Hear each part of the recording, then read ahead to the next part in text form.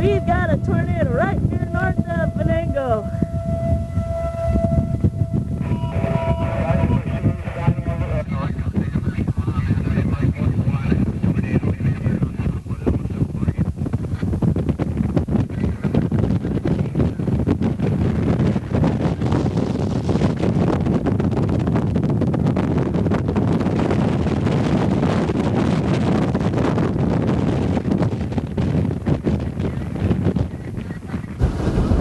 Is that the second one? Is that Oh my God, what's going on? What's going on here? What's going on? About 1,000 times a year, a tornado forms in the atmosphere above the United States. Don't know. They can be many miles high and full of dust. Get yourself turned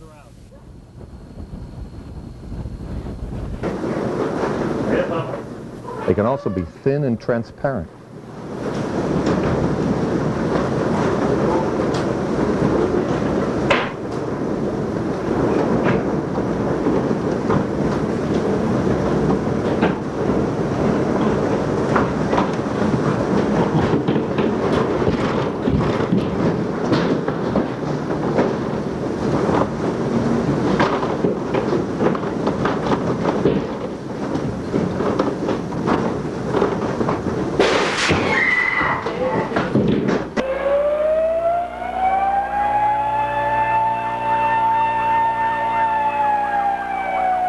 Or filled with water vapor and pure white.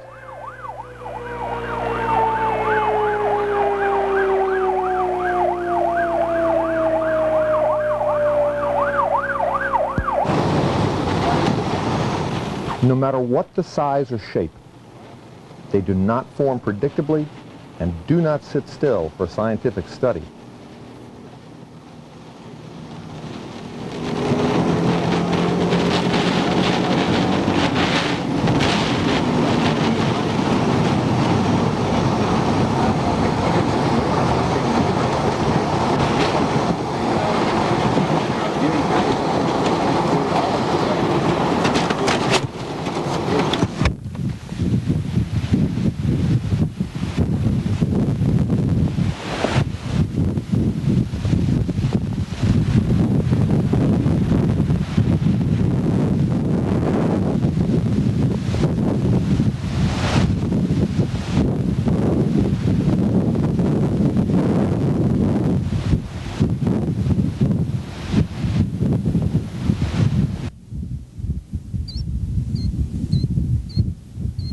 Tornadoes are part of small weather systems called mesoscale systems.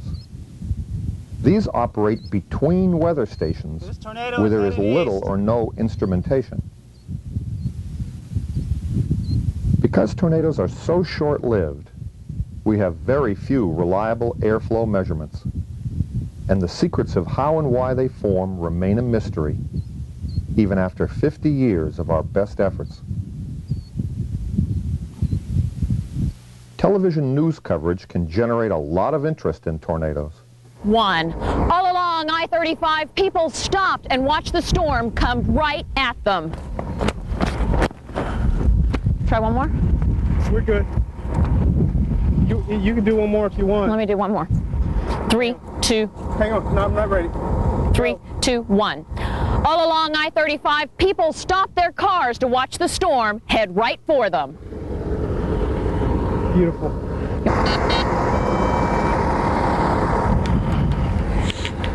It won't let me through. This is incredible.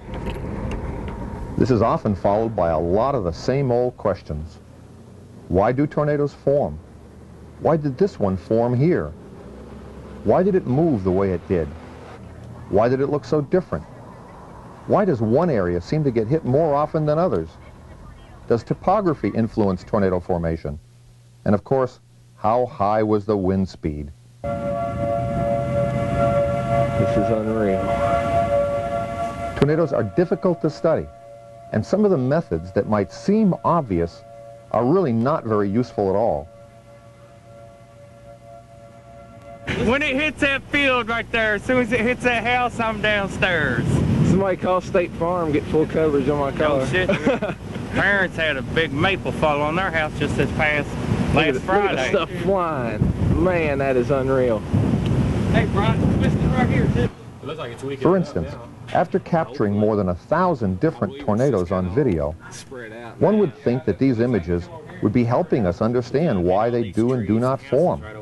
Man, I got There is coming through an open field. unbelievable. I've been waiting all spring to get some of this, man. Can I see? What is all that in the air? Just debris and stuff. There's a yard sale sign. We was coming through Illinois about 2 years ago, and there's a huge one. I mean, we was driving down the road, and it was chasing us down the road. If we would have had a video cameraman, we'd... Isn't that something? There's the bottom of it. Let's go inside now. I'm okay. Get in here. These videos usually tell us more about human nature than about the nature of tornadoes. Isn't that something? What if that's under somebody's house, though? It's in somebody's backyard. It looks like it ain't hardly moving, doesn't it? I don't think it is. Go and grab the float, son. Nah, the floats aren't working. Look at that. I didn't grab the floats. Come on. Boy, if it gets over here, we're gonna get the dogs in the house. Hurry up. April, dude.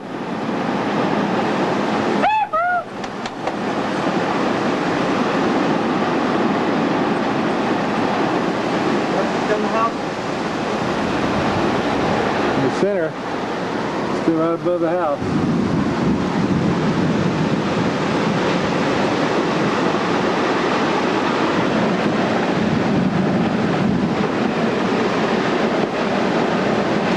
Some limbs.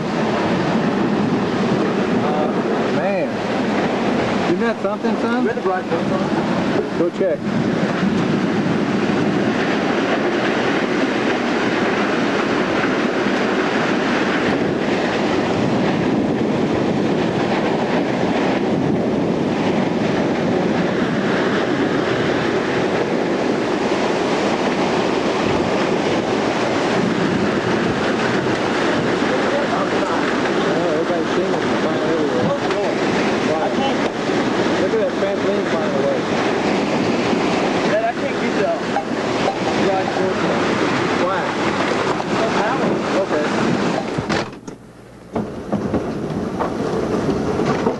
All the trees.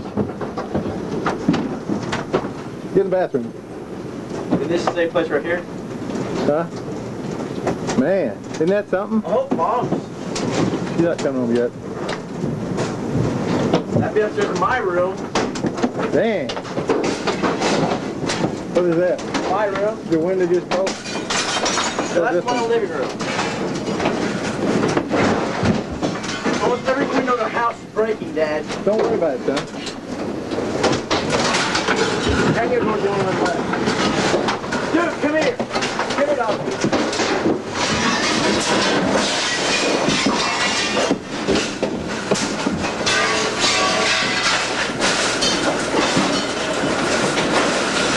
It won't last long.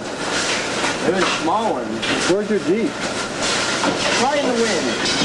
I don't think I'm having a top with it. Ain't that something? 7:59. A few are useful for public safety education. Some tornadoes form quickly and don't look like a tornado to an oncoming vehicle.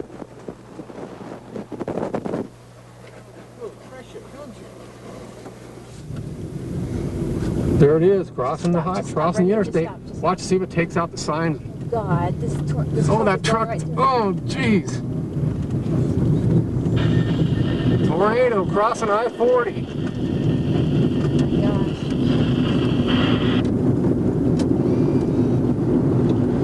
Oh my God, it's right beside me here. The thing is about 1,000 feet southeast of us. Oh my God, look at that. We're at exit 110.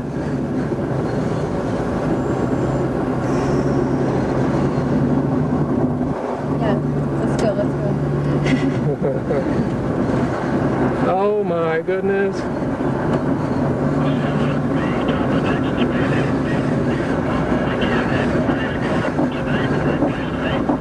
Am I dreaming or what? Let's get out of the RFD dust and get some better. Yeah. You God, that semi drove right through it. That's a tornado. It's past itself. The secrets of tornado formation probably don't lie in the funnel itself. They lie in the flow of air around and into the tornado. No. Come back. They went right over it. There it is. Look at that. Right in there.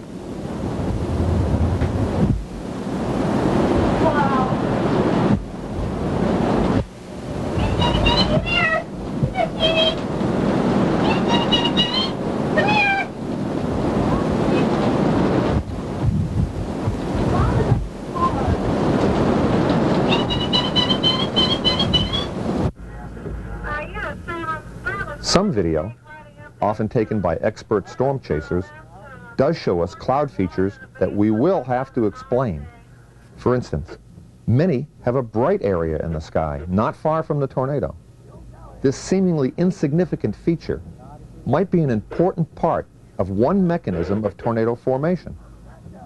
It's called the clear slot and is caused by an airflow called the rear flank downdraft. Wrapped in rain. Other video shows thin rain curtains surrounding the tornado, as if nature was setting up her own cylindrical tornado chamber, using rain to either shield the vortex from outside disturbances or perhaps provide an air movement that helps trigger the tornado.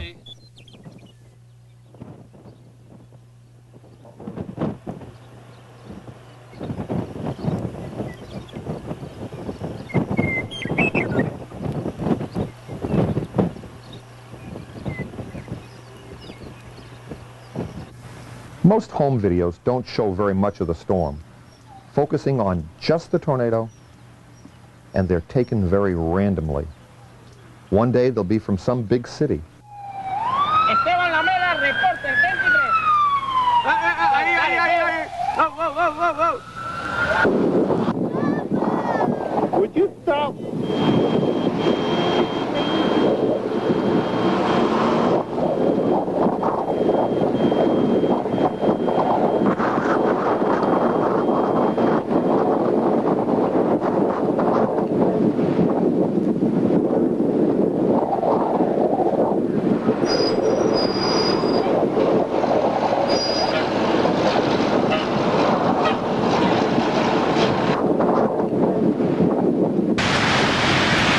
Awesome.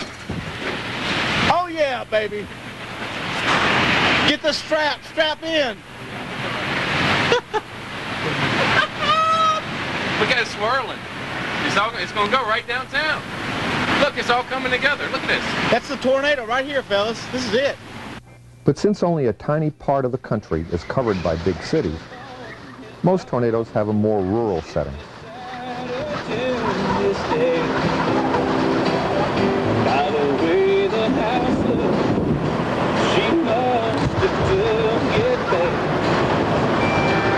There goes the house.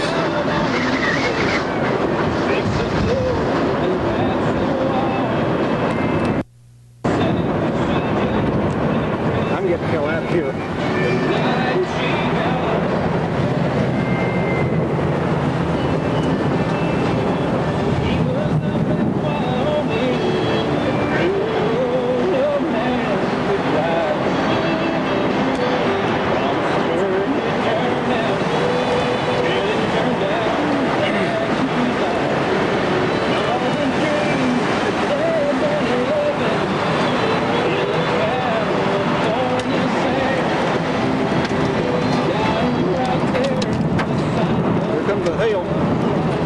House.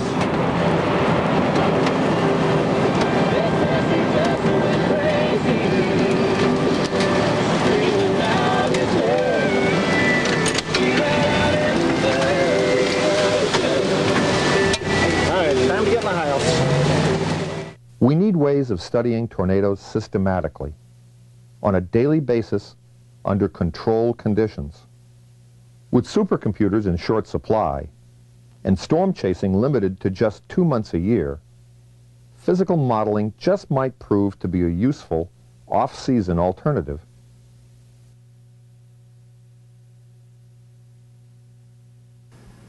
I had the opportunity to demonstrate some basic principles of model building on stage at Lyndon State College.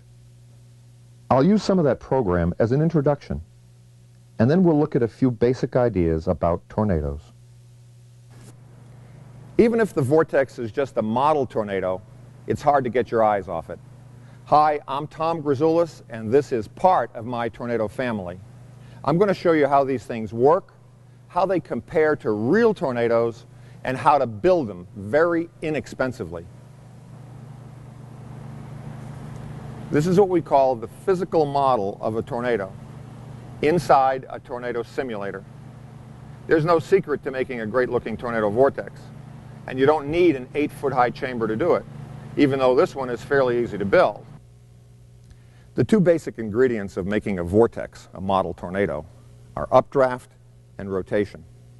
You can make this in a simple box. The updraft is provided by a fan at the top of the box, or perhaps a hot plate at the bottom of the box. To get rotation, the air has to be forced to come in through slits in the corners of the box. The slits are in the same relative position on each side and run the full length of the box. The air coming in each slit will rotate and rise. If the fan is the right speed, if the slits are the right size, a vortex will form in the center. In my sturdier plywood model, the slits are about 1 inch wide, and the machine is powered by a very small window fan. There is actually a vortex inside this chamber. We just can't see it. Nature uses dust, debris, and condensation to make the funnel visible. We have to use one of 4 tracers. Here we have the mist from an ultrasonic humidifier. We're pumping it into the base of the chamber. The other ones will be dry ice, the smoke from burning incense, and steam. Most of those we'll take a look at in the workshop. We'll use dry ice right now. There's no limit to how high you can stack these boxes for a tornado simulator, as long as the fan will lift the tracer and as long as the tracer doesn't evaporate. For the demonstrations that I do with the larger open models, the tracer that I'm going to use is dry ice, solid carbon dioxide. It's 109 below zero, instant frostbite if you handle it. So it's a tracer we have to be careful with. Makes a gorgeous vortex though, gorgeous. In our simple box model, the air was pulled in along the edges of the box. Our more open models are not all that much more complicated. The air here is pushed through a series of holes which runs the length of a tube, and we can have 4, 6, or 8 tubes surrounding the chamber. The tubes are pressurized from below. We have a box made of either cardboard or plywood, and in the box we set either a hairdryer or a series of fans. For the updraft, we use just an ordinary window fan. We could use a vacuum cleaner too, but vacuum cleaners can be tricky, as we'll see when we go to the workshop. Nature, of course, doesn't need pressurized tubes and boxes to create a tornado. She has other tricks up her sleeve. Nature uses wind shear to create rotation on a horizontal axis, and then uses updrafts and downdrafts to tilt the rotation into a vertical position. This vertical wind shear helps to create, inside a thunderstorm, a rotating, tornado-producing chamber called a mesocyclone, or meso. The lower portion of a real-life mesocyclone can be an incredible sight. At 50th Street. Look at this. 17, say again. Road T, Road 30, looking east-southeast at a very large mesocyclone. Appears to be moving slightly south of east at this point. Okay, we're on Road X. We had to back off. We've got 2 1/4 inch hail measured here. Really amazing mesocyclone. We just can't get on the other side. We're going to have to do it from here.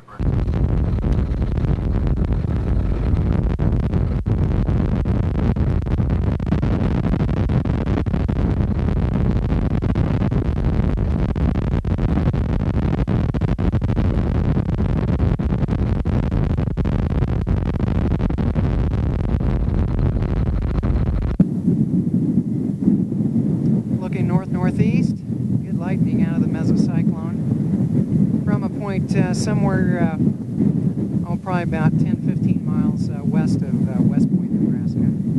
There's our mesocyclone developing to the northwest with wonderful scud. For a moment there, I thought we were going to have a tornado. That thing got so low, but it doesn't seem to be rotating in organized fashion. Precip shaft in the middle of it, looking north-northwest, then looking back to the northeast. Here's the other mesocyclone, spinning away with lightning behind it.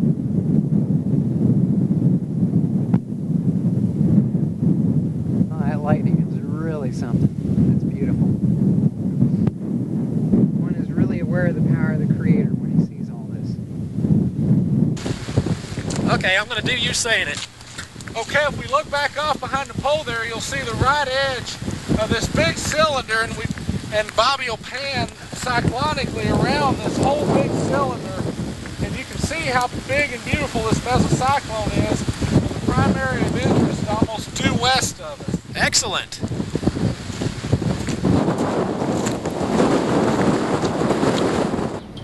The most destructive, most intense, and long-lasting tornadoes are associated with mesocyclones inside a supercell thunderstorm. Mobile 0 to net control, emergency report.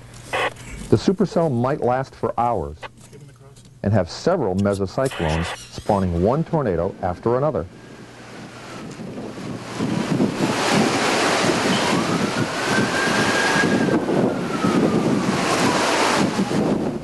In my opinion, the chambers that we produce are not model mesocyclones. They simulate a type of tornado that's not as strong, long-lasting, or intense as those from mesocyclones. They are called shear zone tornadoes, or land spouts. What we have inside this chamber is horizontal wind shear. By that, I mean that on one side of the chamber, we have air blowing in one direction. We move horizontally to find 3 tubes blowing air in the other direction. It is this horizontal wind shear that produces the vortex. For instance, in Colorado, we might have on one side air off the Rocky Mountains moving to the southeast. On the other side, air moving to the north across the Great Plains. Between the two, if we have a towering cumulus cloud and some updraft, things might look like this. Land spout. Time is what? Time is 4 minutes.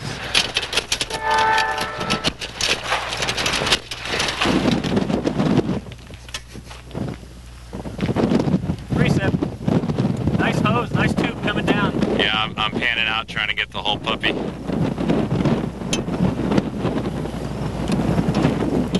Yeah, it's just swinging around.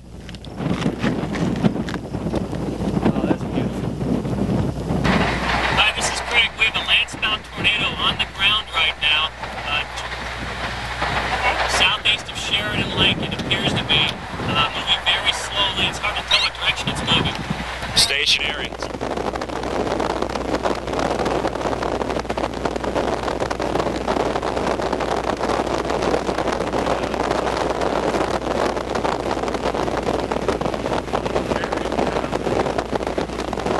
These tornadoes formed along a wind shear zone in western Nebraska. That shear zone was at the edge of a thunderstorm that formed between flows of dry air and moist air. the storm itself probably enhanced the wind shear. Got a land spout. These non-mesocyclone tornadoes, or land spouts, can be thin and nearly transparent. Or they can be big and dusty. Yes. Some might look more like a dust storm than a tornado, as they weaken and grow wider. But tornadoes from a mesocyclone can look like that too.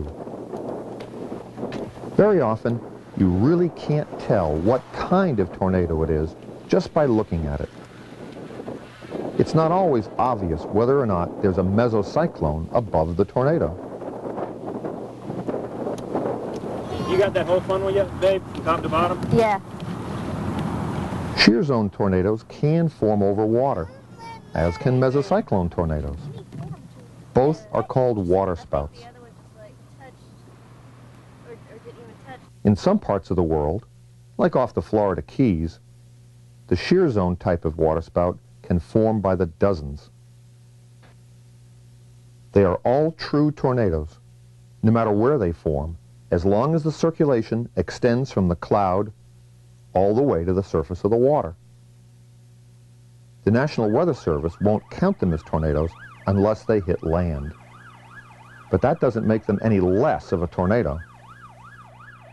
Just because a funnel touches down on water or moves out over the water, that doesn't change the mechanism that made the vortex form in the first place.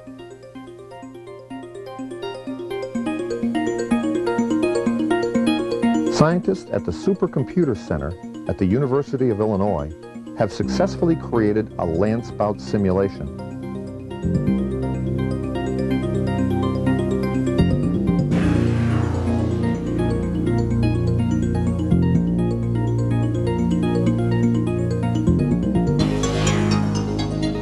Waves along the boundary seem to curl up into vortices. The computer started with just initial weather conditions on a wind shear zone and equations of what is called vortex sheet dynamics. The green tracers indicate upward movement. The red shows downward movement. Both up and down movements are also quite obvious on some physical models. This simulation was not meant to model the Lasbuty, Texas land spout outbreak, but there are strong similarities.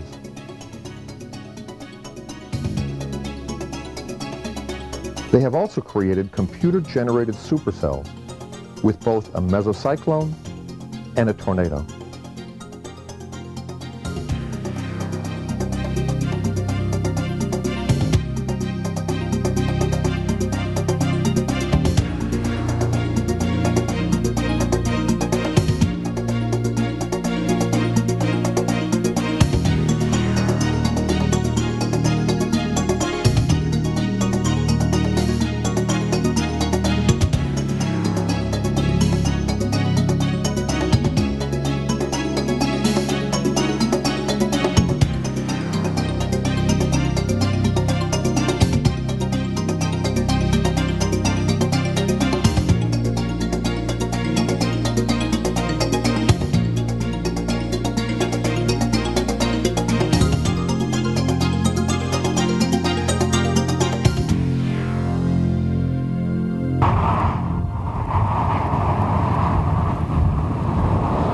In 1997, this tornado struck Jarrell, Texas, and leveled a residential section of town.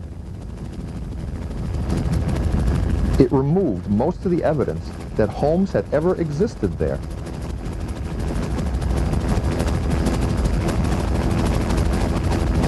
The Jarrell tornado may have been an example of a vortex that started out as one kind of tornado, a long, thin shear zone tornado at the edge of a supercell,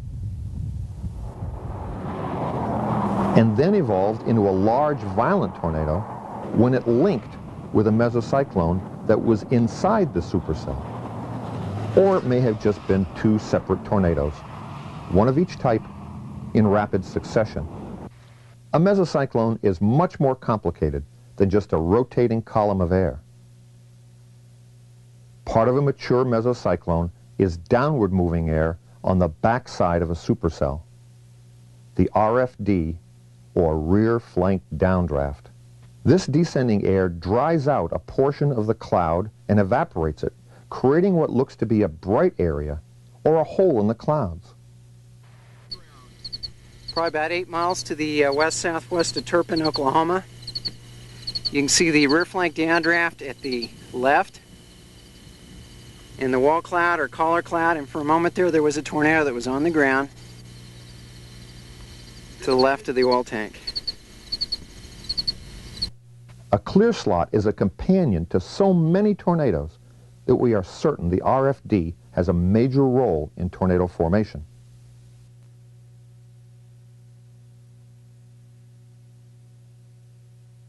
Behind the clear slot, strong cyclonic. Okay, see it? Clear slot? Yeah, see this guy hanging down, see it moving? Trying to do it. Yeah. It's trying very hard. I think it's FCC's the bow tie funnel, quote unquote, in the clear slot. There it is. Oh, wow. Beautiful.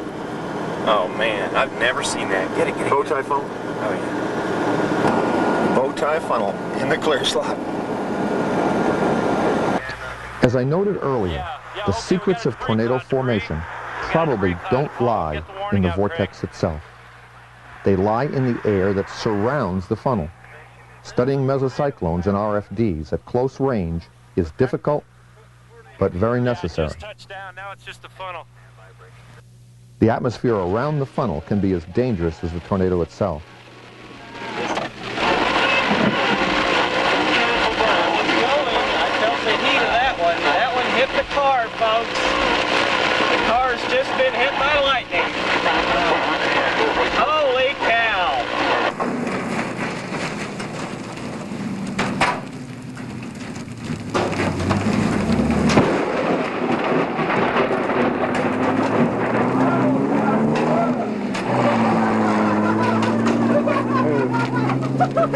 Rotation to our south.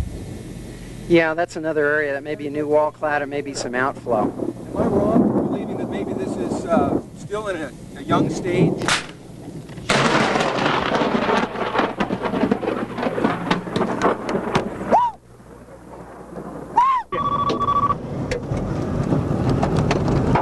Hello? Yeah.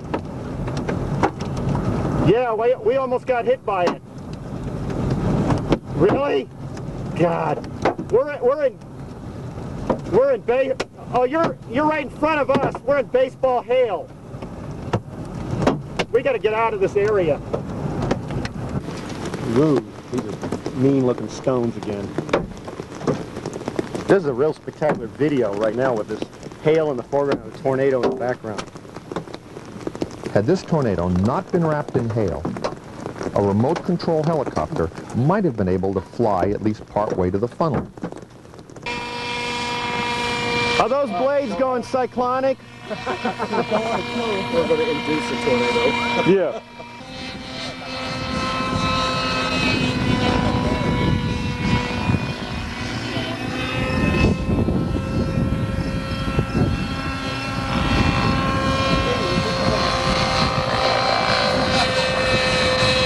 Despite the dangers, almost every year some new technique is explored.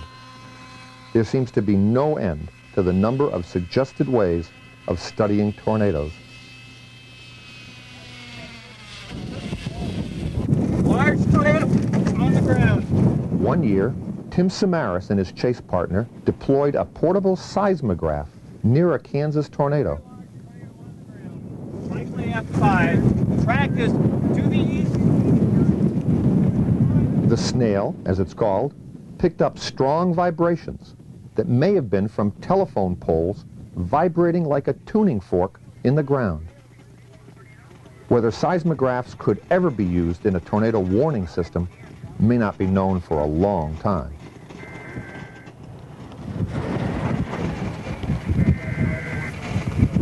Time 7:45. Snail deployed. Large tornado to the north. About 5 miles. You think I should deploy it a little further north or just wait here and deploy it and drop south? But do not deploy now. Do not deploy now. It's not a photogenic up close. Deploy it. Go up the road about, I'd say, up to that grove of trees. Okay. Okay, I'll do that. Yeah, I want to get some tree shots. That same Kansas tornado was historic for another reason. Steve! Here, for the first time, a heavily weighted video camera was placed in the path of an oncoming tornado. The funnel passed over the camera while the videotape was recording.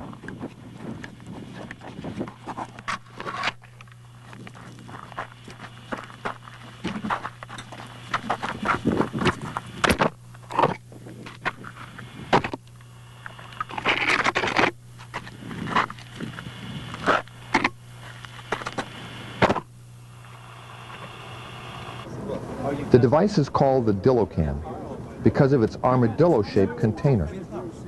It was created by Charles Edwards and weighted with 70 pounds of lead.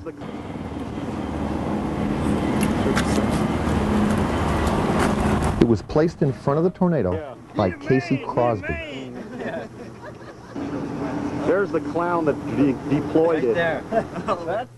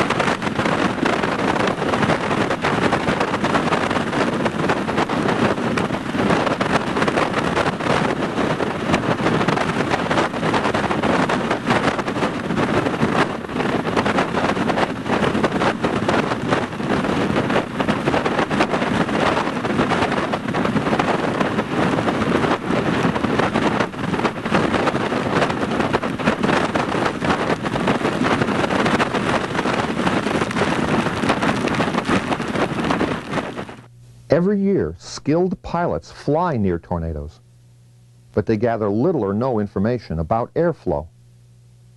These planes are flown by cloud seeders going about the business of spreading silver iodide to suppress hail in western Kansas.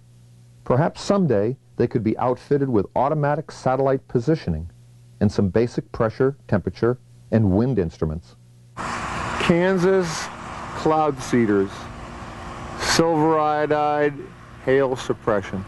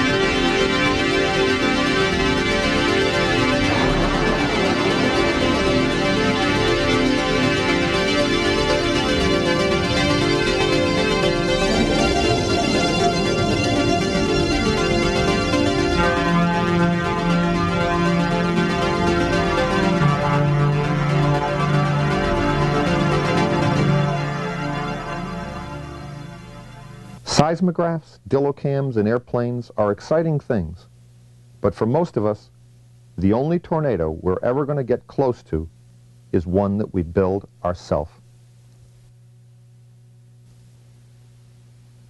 Before I take you on a tour of a few simulators, I want to give you a brief history of physical modeling. There was a time, about 20 or 30 years ago, when physical tornado models were actively researched. In the 1960s, Professor C.C. Chang at Catholic University used rapidly spinning screens to create some fascinating vortex behavior.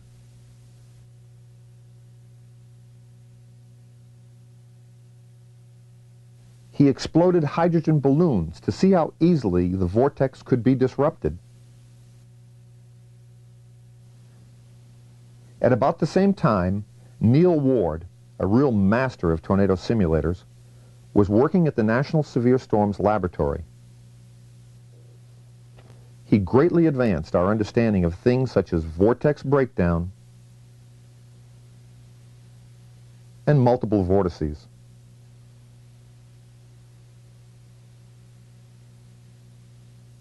A group at Purdue University then refined multiple vortices to almost an art form.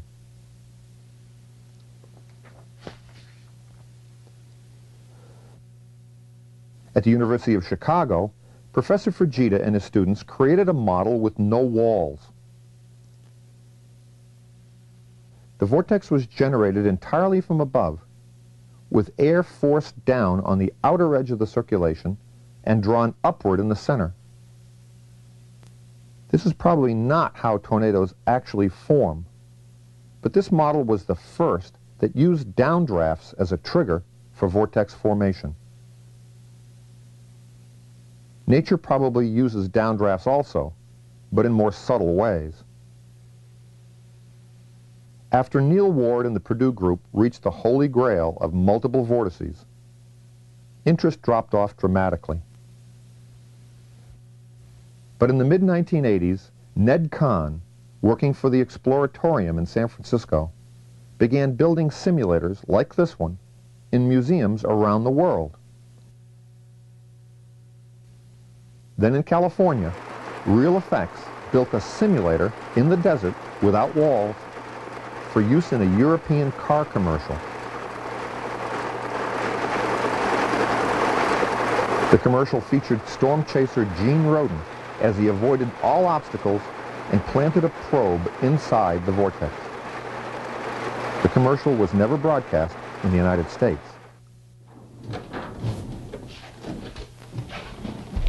This is the model that we'll look at in detail as far as construction is concerned.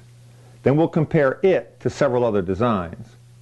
This design contains 4 chambers. The bottom is a pressurized box called a plenum. It can be pressurized with 1 or more fans. We've been using duct fans, but any inexpensive household fan will do. In the upcoming construction part of the video, the bottom of the plenum is called sheet A, and the top of the plenum is called sheet B. Both are made of lightweight, 1/4-inch thick plywood, 40 inches square. They're attached to pine boards. The movable board that's the base of the vortex is called sheet C. It has a cutout in the middle for a pie pan that can hold dry ice. Then comes another movable section, an optional piece that you'll need only if you're going to make multiple vortices. The optional sheet is called H and has a large cutout hole. Both C and H are made of heavier grade plywood, 1/2 inch or 5/8. The updraft chamber is also made of 1/4-inch thick plywood and pine boards. The bottom is called sheet D and the top sheet E. Now here's David Whitmore, a master carpenter who helps me design and build these models. He'll have the woodworking details, and he'll also show you how to make large circles with a beam compass and how to drill accurate holes in the 2-inch PVC pipe. The first thing we need is a beam compass like this one. Let's make our own and save $20. The beam compass is just a bigger cousin to one of these, and we use it to make the big circles. Put a pencil mark on the thinnest edge and make a dimple mark with a nail. This will help the drill bit enter the wood in the right place. Put a 5/32 drill bit in the chuck and drill a hole through the wood.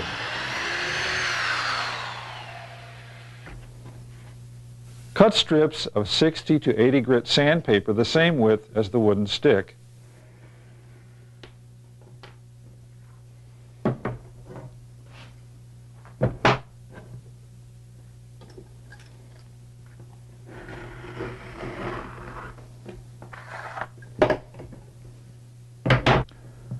And glue them to the stick with wood glue.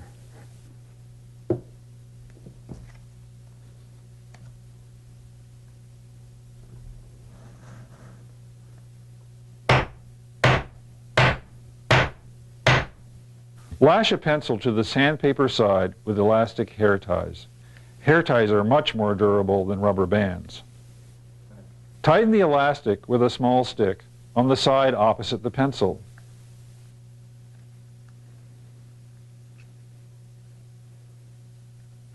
Make a hook out of a paper clip to hold the stick in place. Now you have an adjustable beam compass. If you're going to do any serious science with your tornado simulator, you'll need to drill the shear tubes very accurately. To do this, you'll need to make a drilling and marking jig. Start with an 8-foot 2x6 and have it ripped twice at a lumber store. The two larger pieces should be 1 7/8 inches wide. 1 7/8 is the outside diameter of the tube. Next, cut 3 plywood plates 4 15/16 inches wide by 8 inches long. 4 15/16 is the width of the 2 ripped boards plus the tube itself.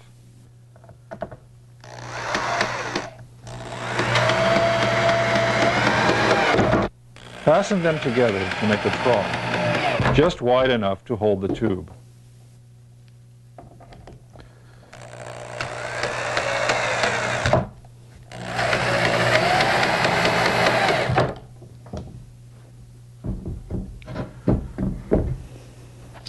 Put marks on the edge of the wood at regular intervals. Working from the bottom up, there are 7 holes 1 inch apart. Then we skip 2 inches and mark the first hole of the chamber at 9 inches.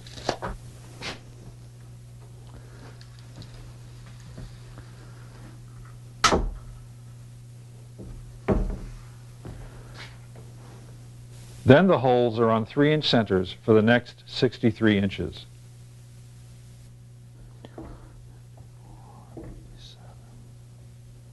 The last 6 inches has no holes. Set the tube in the trough and hold it either with a shim or a large C-clamp.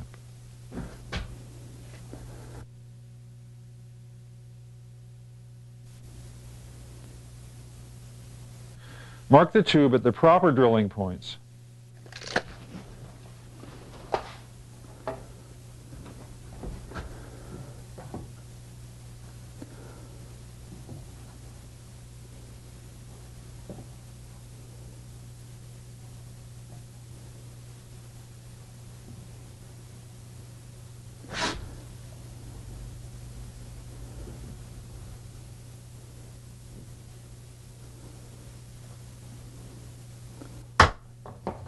Use a nail set to dimple the pipe.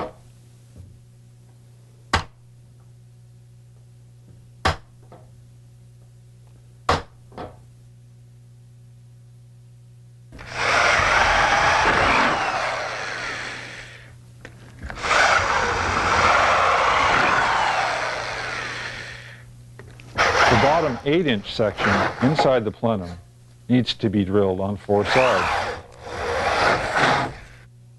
The drill bit will become dull and need to be filed after drilling each tube. File it 2 or 3 times, following the angle that's already on the bit. Be sure to file both sides of the paddle bit the same number of times.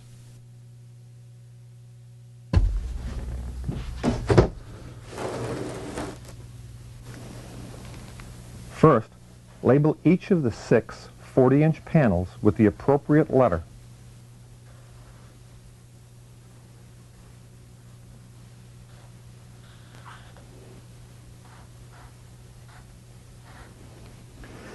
Bring the stack back into a neat pile and mark the midpoint of each edge.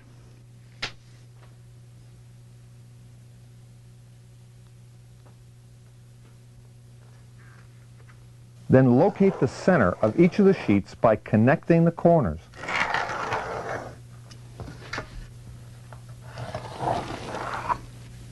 Using the beam compass, draw a circle with a radius of 17 inches.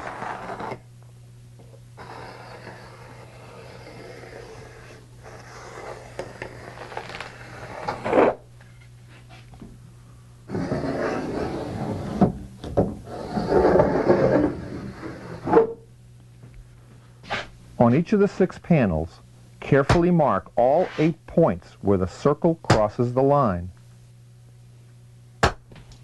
Working first on panel E, measure the size of the updraft fan, 22 inches in this case. We need to position a square hole for the fan, and the cutout must be slightly smaller than the fan itself. Bring a 10-inch measurement in from the edge over to each of the diagonal lines. This will allow you to center a 20-inch square.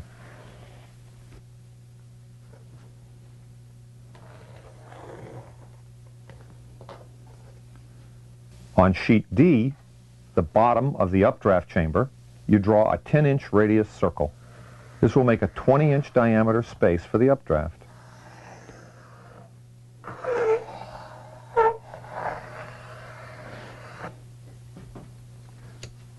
On sheet H, use the beam compass to draw a circle with a 14-inch radius.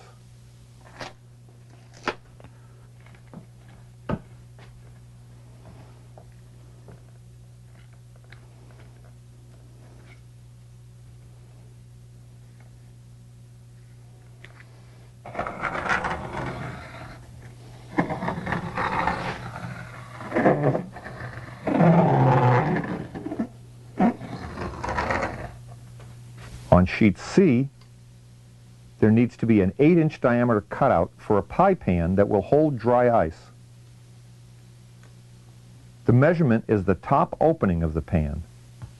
The rim will overlap onto the wood, and the pan will be recessed so as not to disturb the airflow. Measure the diameter of the tubes, 2 inches in this case, and draw a circle of that size on sheets D, H, C, and B. They need to be centered on each of the carefully marked points on the 34-inch circle.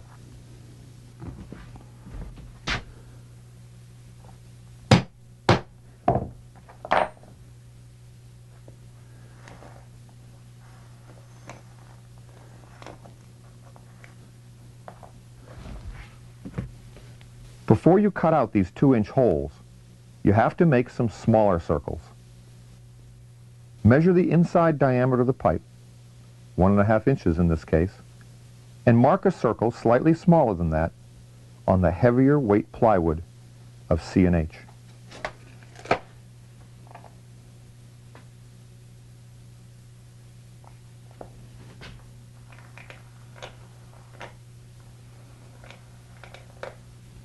Drill pilot holes on the edge of every piece that needs to be cut out. 1 square, 3 larger circles, and 32 holes.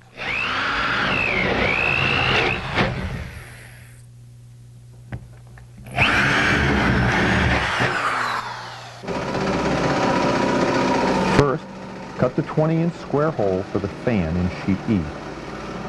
Then the 20-inch updraft hole in sheet D.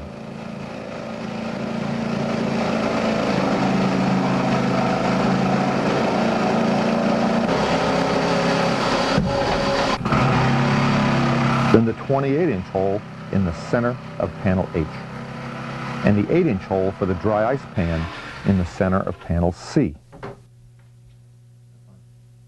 The big circles are all cut. We should now change to a scrolling blade.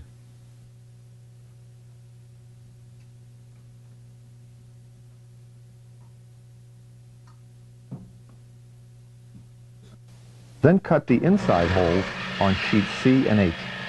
The discs from these small circles will be used to make the tubes airtight and sturdy. The 2-inch tubes will fit over them. Don't pass on this idea just to save time. This method will make your model look and feel more professional.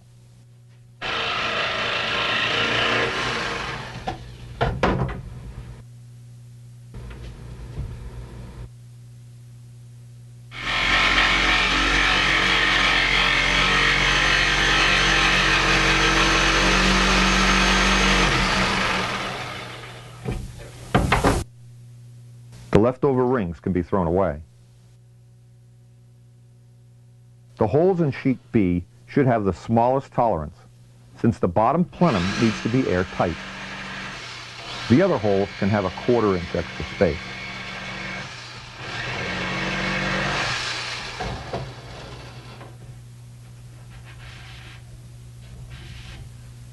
When you're done cutting, A will still not have any holes in it. We'll want to fasten these little discs to each intersection of the circle with a line. The first step in building the bottom plenum is to attach the locator buttons to panel A. We do this with a wood screw and some glue. We put the screw in from one side, then attach the button from the other side. Now we have to turn the panel on its side. Here's the old-fashioned method with a manual screwdriver.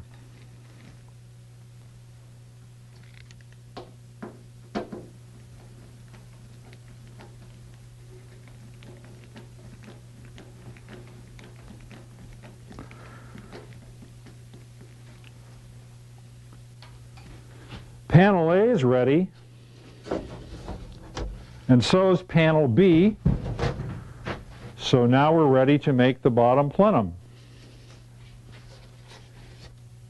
The frame for the bottom plenum is made from white pine boards. 2 of them are cut to 40 inches in length, and 2 are cut to 38.5. The first thing we're going to do is put a mark 3/8 of an inch in on each end of the 40-inch boards. Put a 1/8 inch drill bit in the drill and drill pilot holes for the screws. The next step is to drive 2-inch screws through the pilot holes into the ends of the 38.5 inch boards.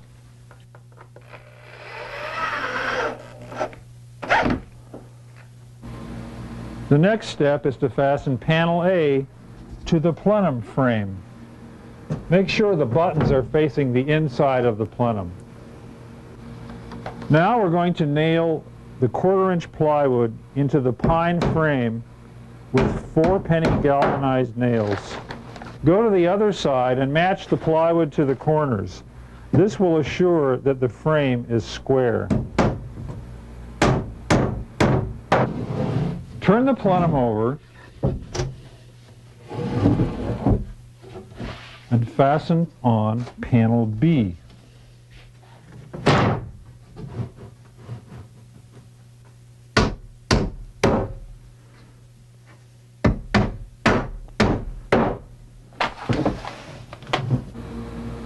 Now we need to make a hole in each side of the plenum for a 6-inch duct fan. We don't want the fan to enter the plenum right in front of an air tube, so we need to pick a spot between 2 air tubes. 13 inches looks pretty good. So we'll come down 13, find the width of the plenum, and divide by 2, and come up that far from the bottom.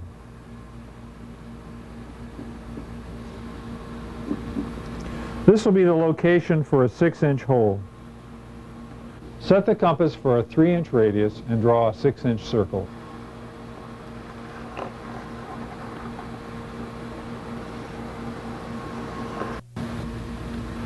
First, we make a pilot hole for the jigger saw.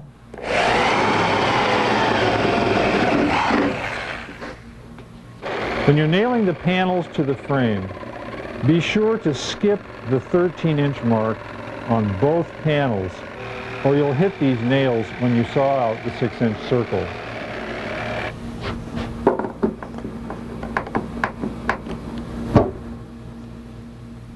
The top chamber is completed in exactly the same way. Make sure the buttons are facing the inside of the chamber. The frame for the upper chamber is made from 1x6 pine and is a little narrower. You may want to put swivel casters on the base of your model if you ever need to move it around. These screws hold very well because they're going into the pine of the plenum frame. Add panels C. Line the holes up pretty well. And H. We need to put these panels on now before we put the tubes in, or we won't be able to put them on at all. Now these are our air tubes. Make sure you have the section with many holes in the bottom. Now stick them through all these holes. Wiggle it around until you feel it dropping over the disc. That's fine, that's good.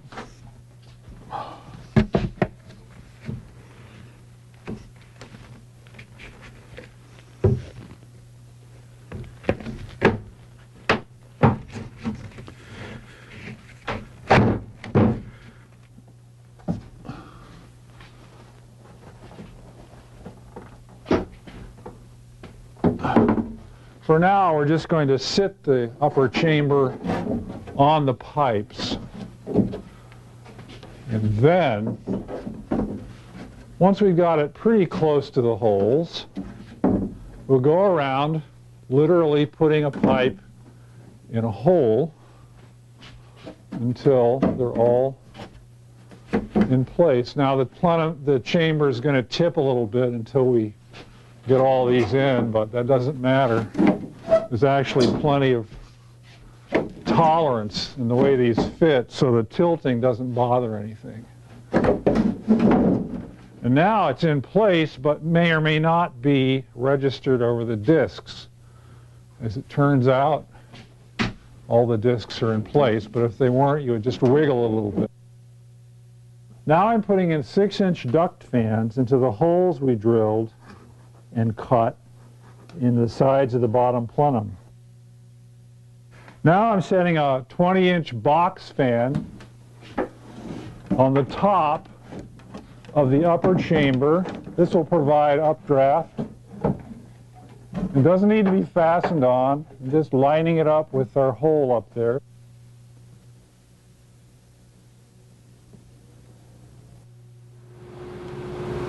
Next, we paint the wood black, shine a bright light in from one side, add a pan of dry ice and some hot water, and enjoy the show.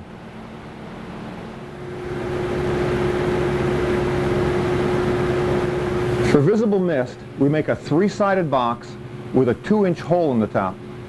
We put the box on the plenum and the visible mist humidifier into the box.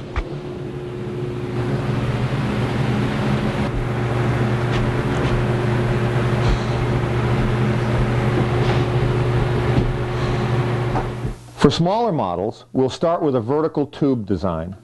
These tubes are just 1 inch in diameter, but you could use almost any size. The dimensions are 24-inch square. This is a double box design, and David Whitmore will show you how to make it.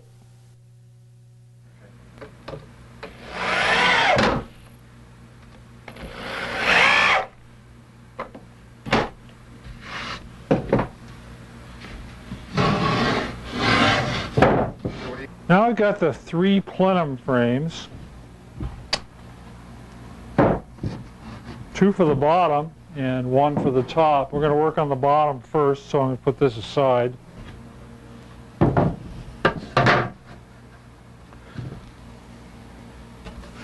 The plugs for the tubes on sheets A and E are just pieces of wooden dowel glued on a circle 20 inches from the center.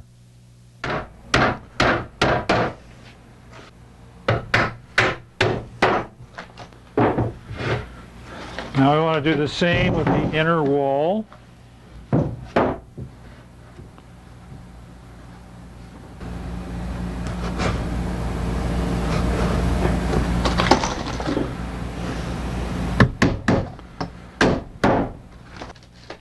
Let's turn that up. Come down 7 7/8. Find the center of the side.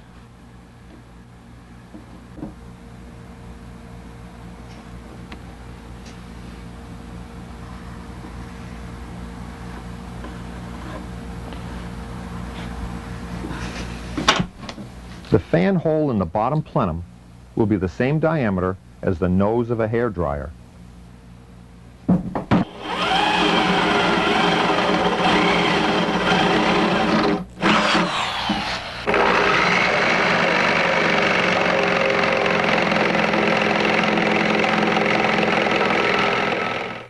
This is panel B, which is the top of the bottom plenum. It's the same in all the models. Until I get it just where I want it. I want 3/4 sticking out. If I go on the line, I'll miss the frame, and if I go 3/8 over, I'll hit the frame.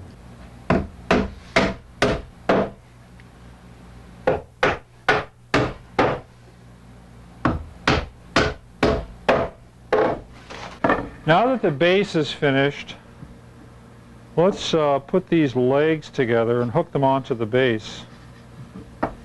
These are made from a 1x6, and we're going to nail the wider piece over the narrower piece.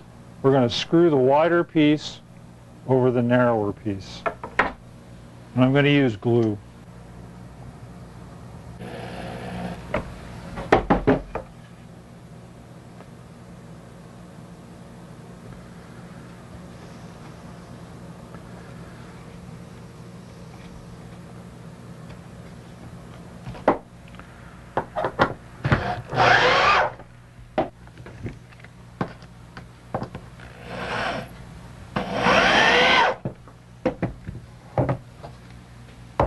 The next thing we need to do is attach the legs to the bottom plenum. We'll do that with screws.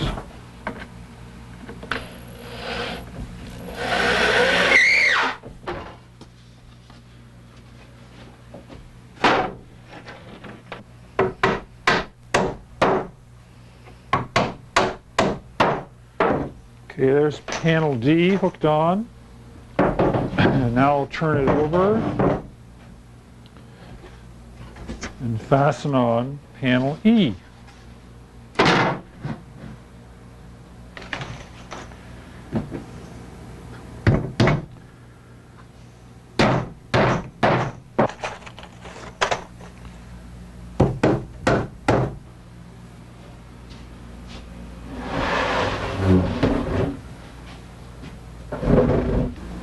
This is a very tight fit in panel B.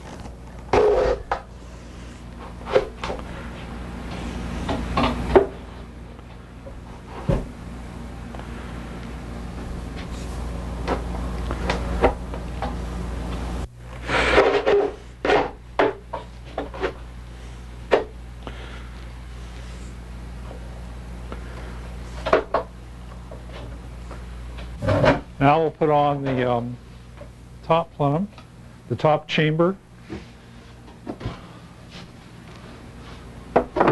Well, we can look up into the chamber to see the air tubes on this one, so the ends of the tubes should go together much more easily.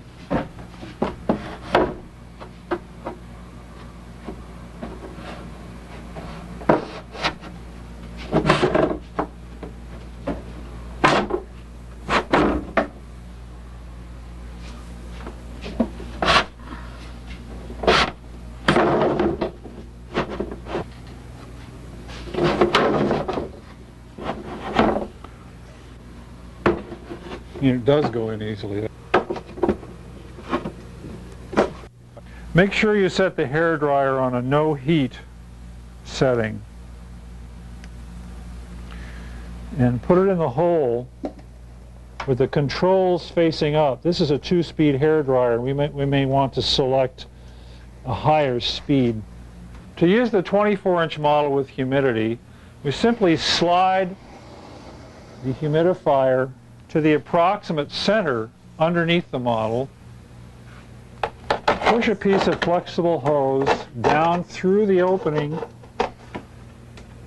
in the lower plenum and into the delivery tube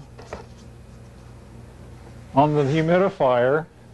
Find the proper location for the tube and mark it so that we can cut it off to the right length. You can hold the flexible tube in the hole with some duct tape.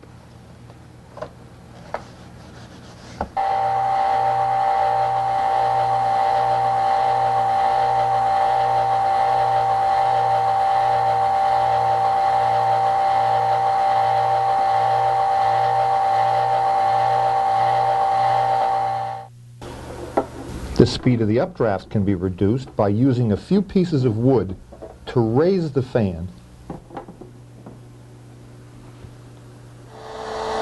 You can fine-tune the pressure in the bottom plenum by drilling a few small holes near the fan.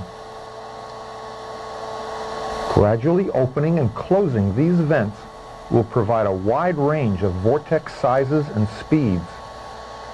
You may want to try building a small sliding door in the side of the plenum that can be calibrated.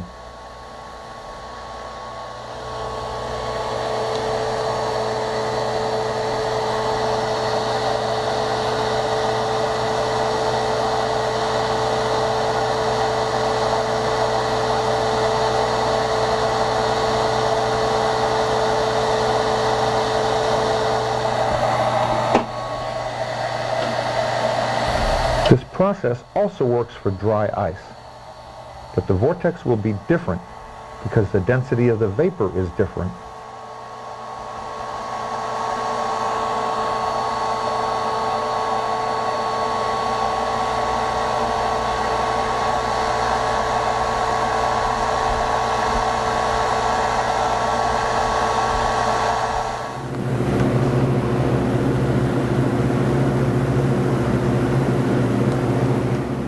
The double box design that you've seen before at the base is now on top. The updraft fan sits up there where it always has. This outer box is pressurized by a duct fan, but now the air comes down to pressurize the tubes instead of up from the bottom.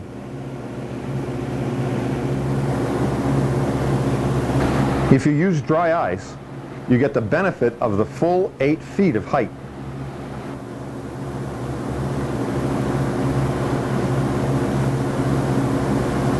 Here's my favorite variation on the vertical tube design, and a good one for a serious school project.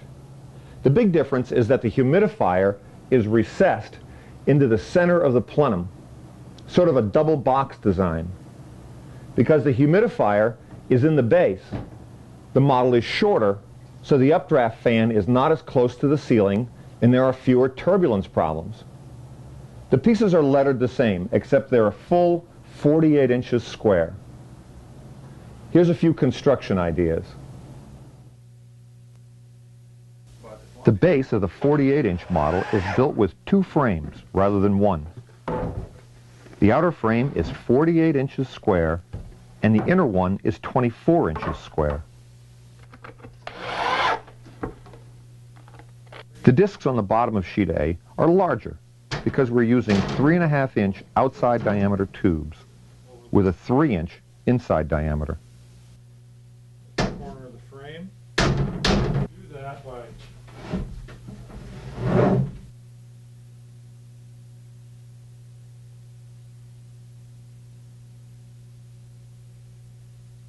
put this plug.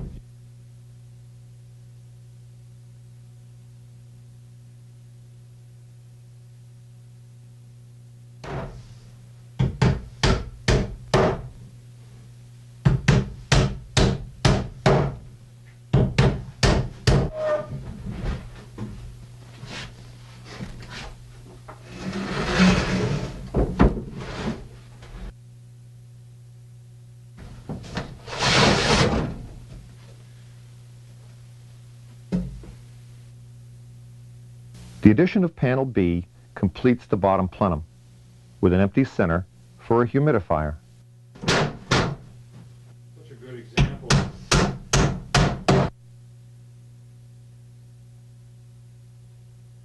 The pine boards for the updraft chamber should be at least 6 inches wide. The updraft fan on this and other models should not be placed on just a single plywood sheet. A cylindrical chamber below the fan channels air upward in more of a column and seems to help vortex formation.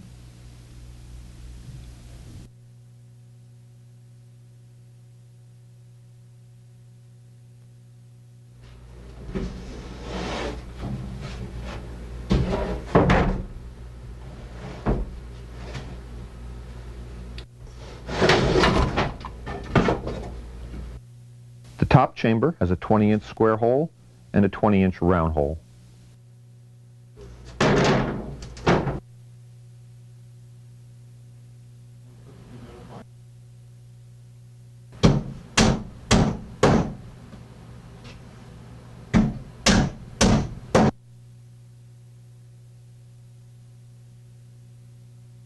Since the empty center of the base needs to hold a 24-inch square cover, we need to add a little edge to hold it up. You need the usual 6-inch hole in the base for a fan.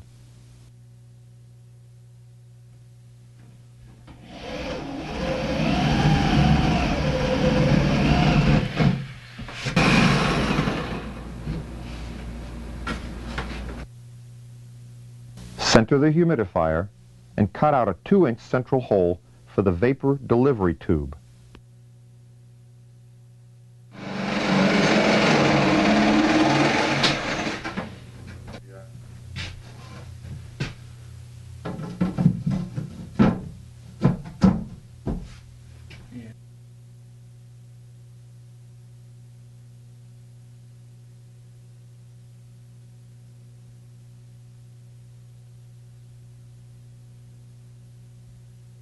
Cut the tube to the proper size and put it in place.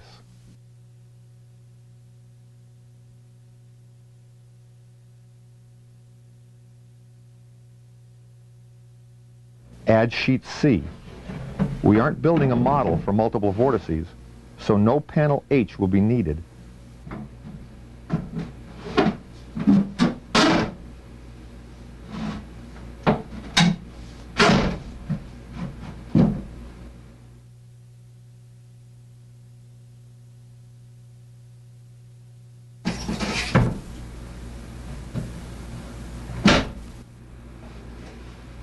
Lift the updraft chamber without breaking the lights or damaging the ceiling.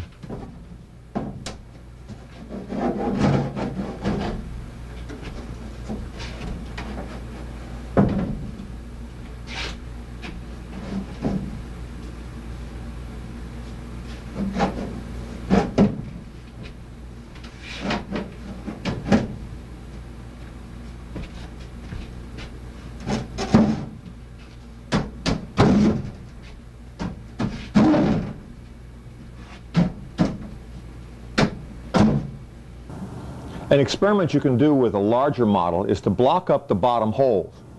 Cutting off the low-level rotation kills the vortex completely. If we tape up just the bottom few inches of holes, no vortex forms at all. This is a real indication that low-level rotation is more important than upper-level rotation. One of the unanswered questions about tornado formation is the relative importance of upper-level rotation versus lower-level rotation. What I've done here is block off all the holes in the upper 2/3 of the model, and we still get a vortex. I've had to increase the updraft a bit, but we still get a pretty decent vortex. I have a center cover with an 8-inch cutout for dry ice. The pan needs to be recessed so the sides don't disturb the low-level flow.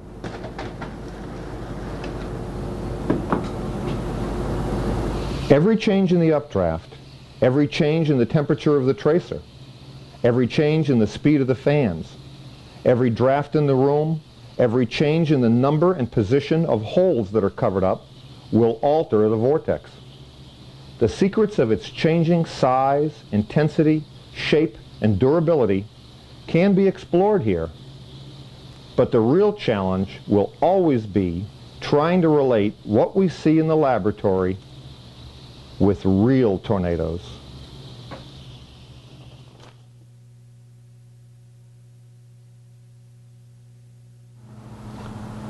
If you want to make a simulator that's even larger than this one, you'll need to use a different design. Next, I'll take apart one that's 8 feet in diameter and reveal the secrets of how it was created. This model is similar to the ones you've just seen constructed, but it's fundamentally different in one way. Inside this box, there are no vertical tubes, so there's no air being forced to rotate inside the box. All of the air comes in from down below. This simulator has 4 levels. The bottom level is the pressurized chamber. I have it pressurized with 4 duct fans. Some air is forced from the lower chamber up into the second chamber. I'll show you that in a few minutes. Most of the air drawn in by the fan, the updraft fan, comes in through this level. It's 8 to 10 inches high. The third level is the chamber. The top layer, of course, is the updraft.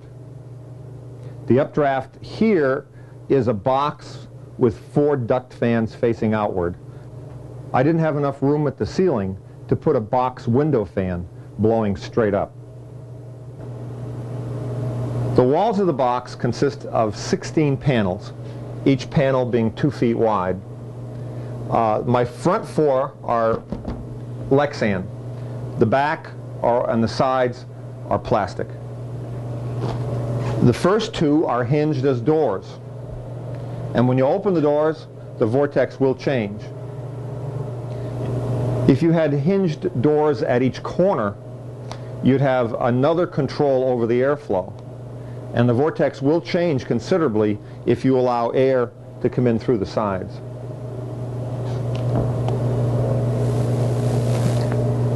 I'm not going to show you how to put this together. We'll take a good look at it as I take it apart. The first thing I'm going to do is take the front panels off so we can get a good look at the inside. The corners of each panel are held together by reinforcing gussets, which are just thin pieces of wood. The Lexan is held onto the frame with plastic mirror mounting clips. Of course, the Lexan does not extend the full length of the panel. A space is left for air to enter the lower level of the chamber. We smooth out that airflow by adding a piece of plastic screen. I'm standing in the middle of the chamber with no panels in the front. Along the back, I have a dark cloth that provides contrast. The circular well is 5 feet across, and that 5 feet is about 6 times the size of the space in the inflow chamber. That's a fairly critical dimension. I'm sitting on the top of the inflow chamber, which consists of 2 sheets of plywood with a large hole cut in the center. The plywood is held together by a block of wood on either side, and around the perimeter is 1x3 strapping.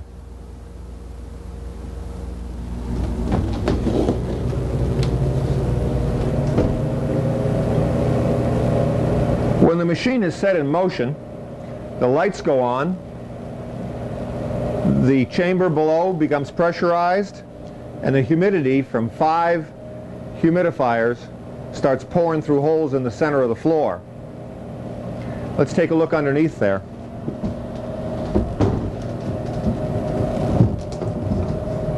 We remove a 4x4 piece of plywood.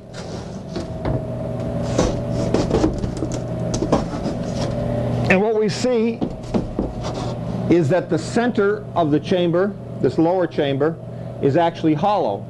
The only pressurized part is around the perimeter. You'll see this better when I take the whole thing apart.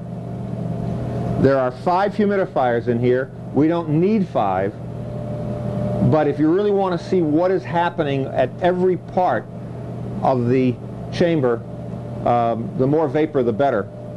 Each of the humidifiers has a delivery tube which sends the vapor through each of 5 holes in my 4x4 piece of plywood. Let's take this piece off and show you how the rest of it's constructed. An inflow layer of about 8 inches is just right for a chamber of this size, and that 8 inches is handled very nicely by a paint can. If you want to change the size, all you need to do, since this is not attached to anything, is set blocks on top of the paint cans. The funnel will change shape and formation with every increase in size. The next step is to take the roof of the chamber down. There's not much to the roof. It's a frame with just a tarp sitting on it. In the center of the frame are the lights and the fans.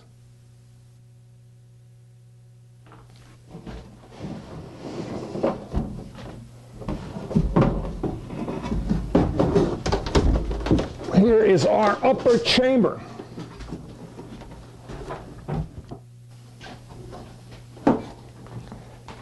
This is the updraft system that we were forced to construct.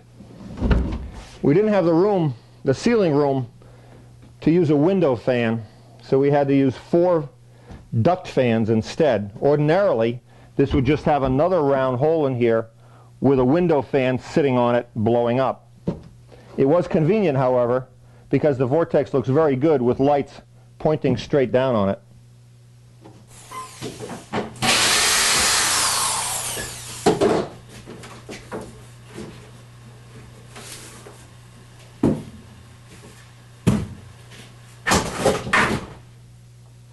All that's left here now is the 3/4 inch strapping frame that held the panels on.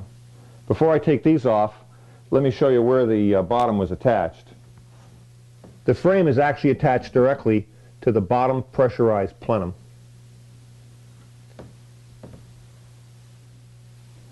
The top of the inflow layer is 2 pieces of plywood held together by this block and one on the other side like it, and 3/4 inch strapping that runs around the entire side.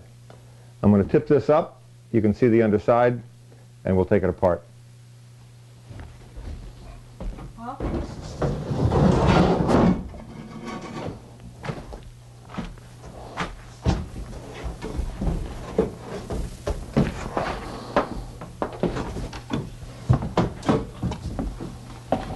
The block of wood that holds the 2 pieces of plywood together is attached from underneath.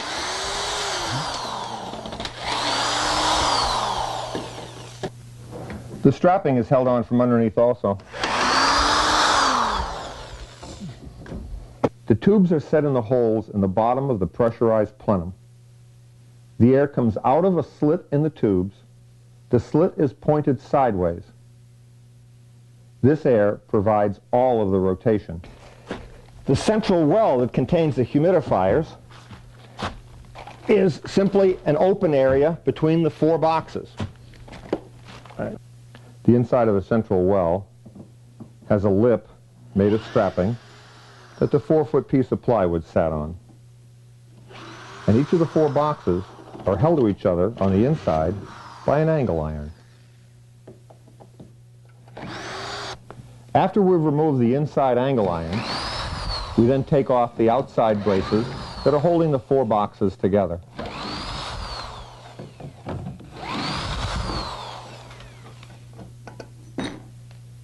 Now we can see that the pressurized base was actually 4 separate boxes, and that each box contains 1 fan blowing inward and 2 tubes blowing air sideways, set in a circular pattern. Each box is made the same way, with 1 fan and airtight. The duct fans are a slip fit into the side of the box. That hole could just as easily be the size of a hairdryer. As you can see, constructing this is a matter of a little bit of theory and a lot of basic carpentry. This is the only model design that actually allows you to interact with the funnel and put your arms around it. It's the only model that allows you to do direct measurement, close-up photography, and interact with the funnel. This is because there's no air coming in sideways. All the air is feeding in the bottom layer on this design.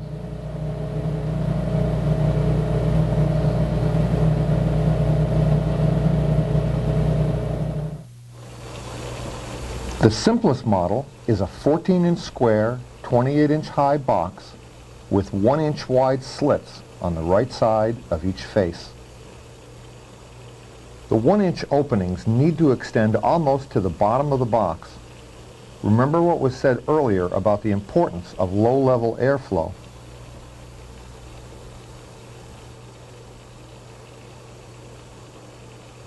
A taller box works even better. A pellet of dry ice makes the vortex a lot brighter.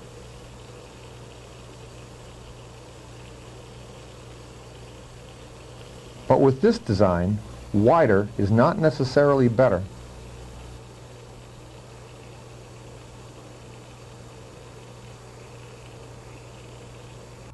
There are a number of variations on this theme. There's a pan of dry ice and some hot water. Here's a big appliance box. The appliance box has slits cut in all 4 sides on the appropriate corners. Now we'll put a lid on it that's just the right size for a fan. And then we'll put the fan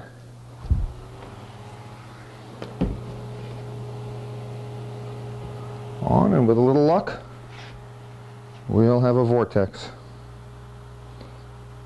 Doesn't form instantly, but it's pretty reliable. Fans need to be on high initially, and then you can lower them and watch the vortex chains form. You'll need 2 clear panels, one to look through and one on the other side to shine a bright light through. Incense can be used as a tracer, except you have to use so much of it that it stinks up the room, and I don't think it's particularly healthy. But I'll show you how to do it anyway. It's also difficult to light. Inside this box are 5 sticks of incense placed on a piece of wood. The updraft is through a box that has a light embedded in it, so that it shines straight down into the chamber.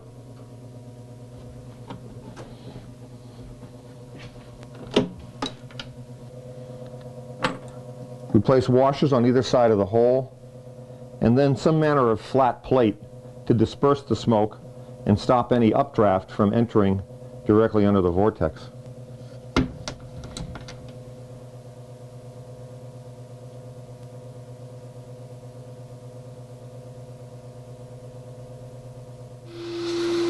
The suction from a vacuum cleaner is surprisingly weak, and it's a poor choice for an updraft, but it will work in a few cases. They're also noisy and have no air controls. They're too weak for big models and too strong for small ones. Among the most common problems you might have is just seeing the vortex and simply not being able to get it to form.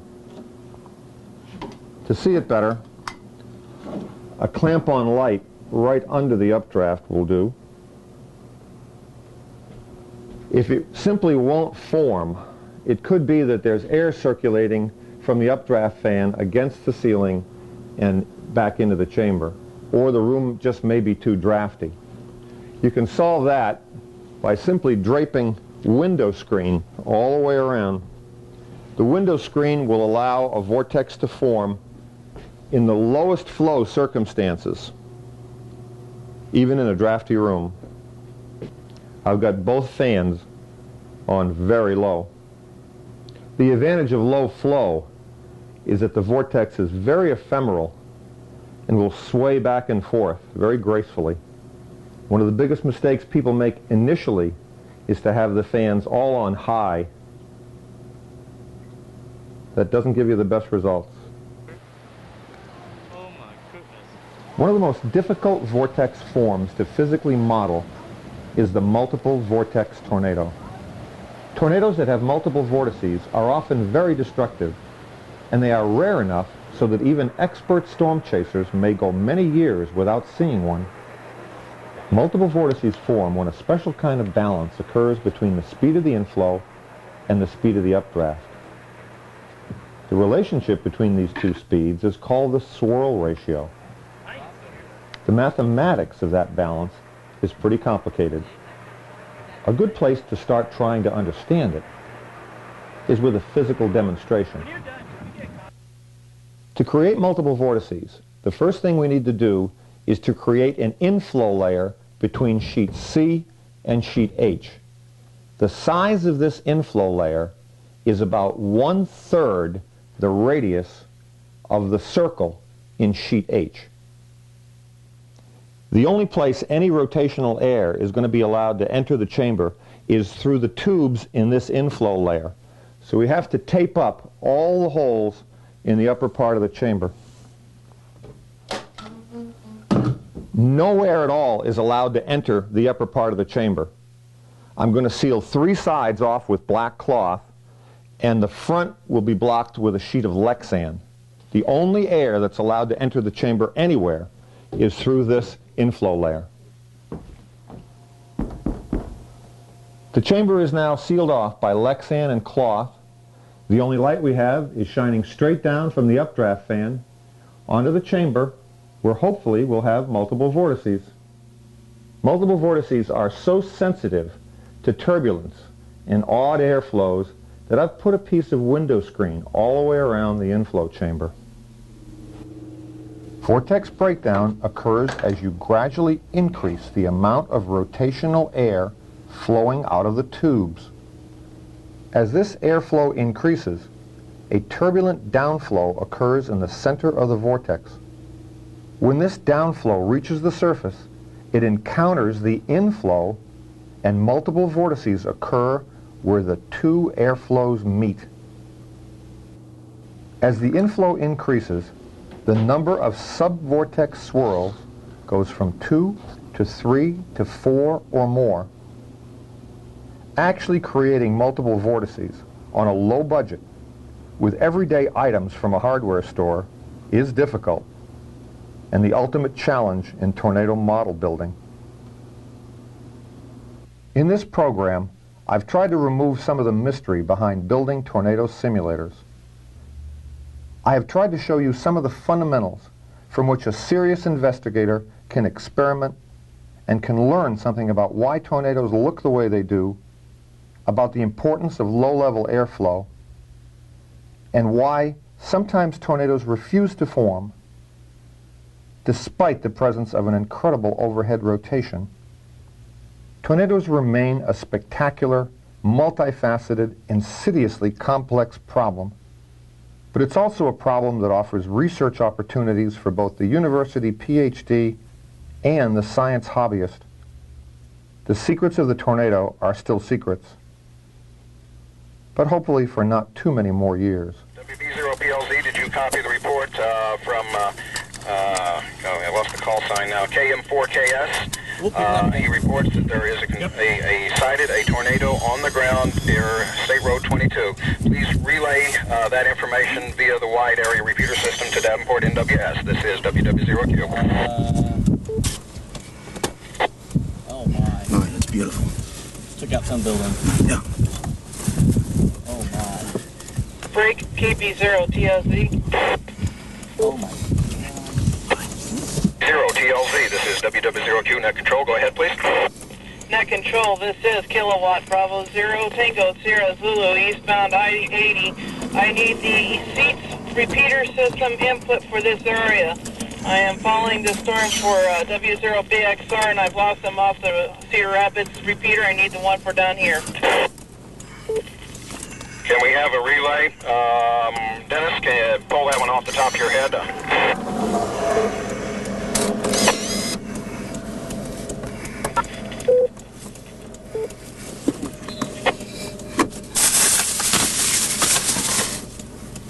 KM4KS, Mobile 0 to net control, emergency report. Give him the crossing. There's the power flashes. There's the power flashes. W0Q, go ahead. Roger, tornado has just crossed State Route 22. I have it in sight. It is moving northeast. Moving northeast at this time, sir. We have it in sight.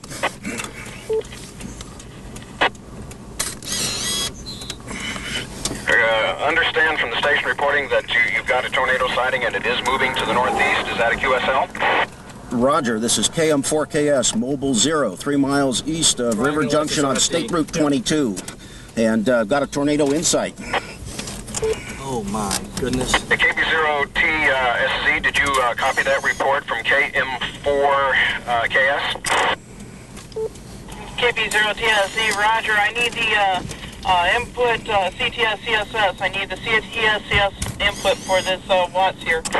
Affirmative. That's PL100. PL100. Your window up, please. KB0TSZ, clear QSYC. Roger. Safety concerns, are we okay? I think so. This thing changes course on us. I believe we're all right. I am going to... We have any additional reports at this time? This is WW0Q. Window over here, Adam. I got it.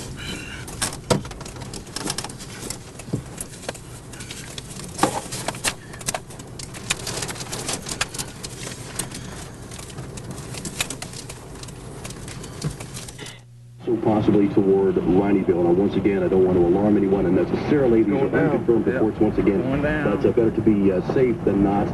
If you are living in the Rineyville or near the Cardinal Creek subdivision area, we do recommend that you immediately take some shelter because there are reports of funnels. The Bowling Green Storm Chasers. My car's getting the hell beat out of it.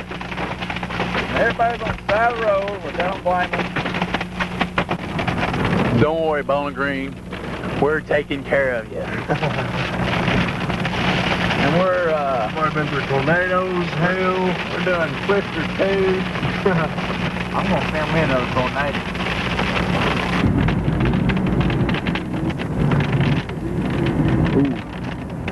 Ooh, big. What's everybody stopping for? Ooh, big. And my heart is pounding. I'll bet you're coming. Don't stop, car. Get some breath. We gotta get out of here. Look at this debris.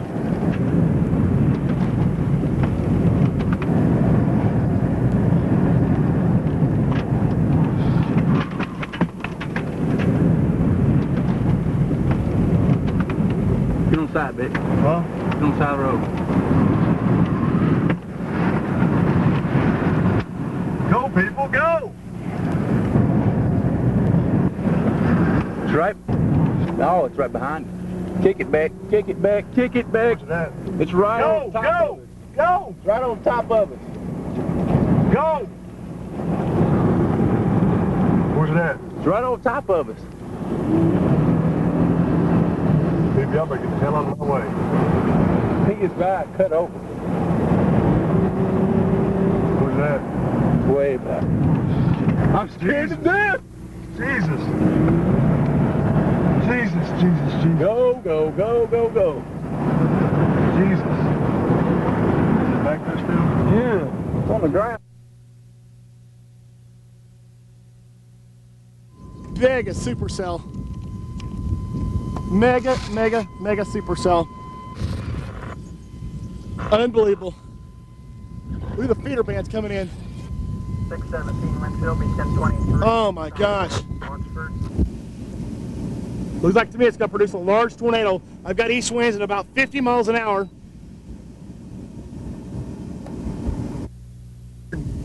Large tornado on the ground. Large tornado on the ground. Steady, steady as she goes, Jeff. Steady as she goes, Jeff. Multiple vortex tornado. Multiple vortex tornado on the ground. Large tornado on the ground. Large tornado on the ground. Large tornado on the ground. It's coming right at me. Large tornado on the ground. Multiple vortex. Multiple vortex tornado. Large tornado. It's now northwest of me. Tornado on the ground, northwest of me. Large tornado on the ground. Gorgeous. There it is. Look at it spin. Look at all the cloud formations.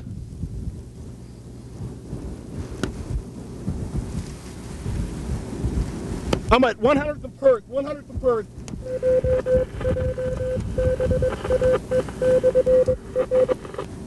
Break, Winfield. Yes, go ahead. KC5 GLA, I've got 2 tornadoes on the ground at 100 south in Perth, 1000 in Perth, and 100 south in Perth. I've got a large tornado on the ground. USL. Yes, I've got it's multiple vortex. It's like a quarter mile from me. I've got great video, Mike. It's about 100 yards west of me. I'll send you back a picture momentarily. Bye. Tornadoes moving east, southeast at about 10. Take care of yourself first. Tornado continues on the ground. Tornado's a large tornado now. It's a very large tornado. It's now about 100 yards wide. KC5, Golf Lima Alpha, Jeff, KC5, Golf Lima Alpha, Perth. Large tornado continues on the ground. It's moving due east. It's now about a quarter mile wide, very large tornado. It's now approaching Drury Street. It's now approaching Drury and 100th Street. It's west of Drury. Approaching what and 100th Street? Repeat, please. Drury Street, Drury, D-R-U-R-Y, Drury Street. It's now widening to almost a half a mile wide. USL, nearly a half mile wide. Half mile wide tornado. Uh-oh, road closed. It's approaching Maisie Street. It's approaching Maisie Street. It's about a quarter mile west of Maisie Street. Tornado's coming on me really fast. Look at the tornado. It's just to my northwest. Repeat the location once again, please.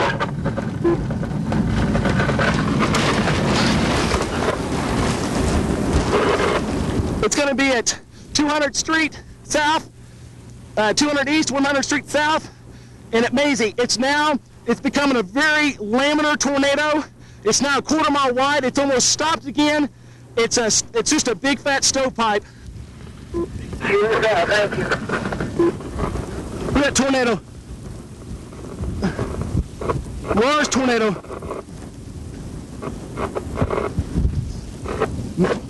Do you believe this?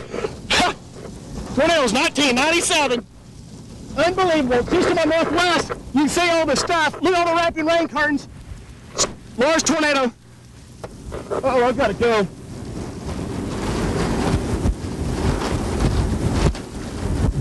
I got to get out of here. Uh-oh.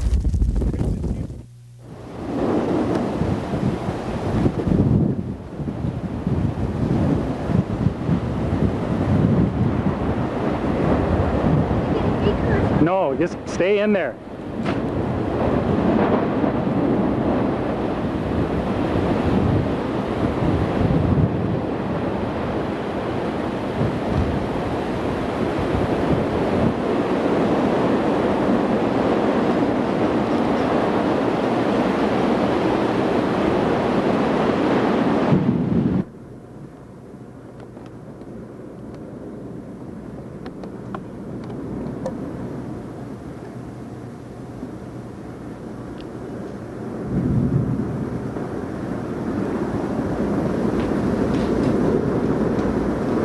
Y'all okay?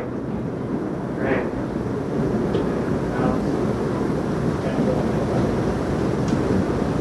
Good. Start with me.